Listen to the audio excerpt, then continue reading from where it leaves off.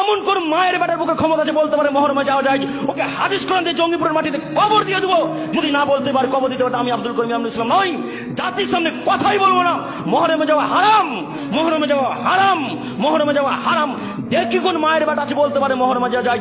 বলে না কেন? মায়ের দুধ কত পান করেছেন, বলেন না কেন যে মহরমে যাওয়া যায়?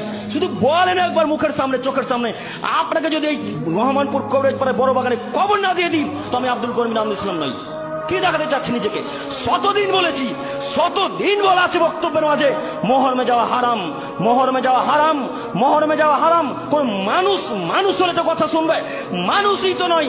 আল্লাহ সুবহানাহু ওয়া তাআলার বাণী বলছেন যে যারা বুঝেও বোঝে না, অন্তর আছে বোঝে না, দেখেও দেখে না, চক্ষু আছে দেখে না, শুনেও শোনে না, কান আছে শোনে না, উলাইকা কাল আনআম, তারা পশু প্রাণীর মতো, তারা গরু ছাগলের মতো, তারা কুকুর শিকারের মতো, তারা শুয়ারের মতো, বালহুম আজাল, তার চেয়েও খারাপ। বলেন আল্লাহর থেকে কি খারাপ করে বলবে? আল্লাহর থেকে কি খারাপ করে বলবে?